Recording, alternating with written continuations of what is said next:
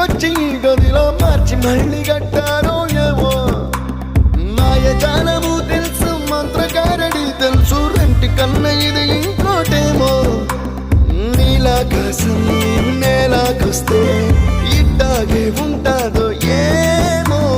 ఈ సంతోషం దాచాలంటే హృదయాలు ఓ వంద కావాలేమో ఇంతందంగా ఉంటుందా ఈ లోకం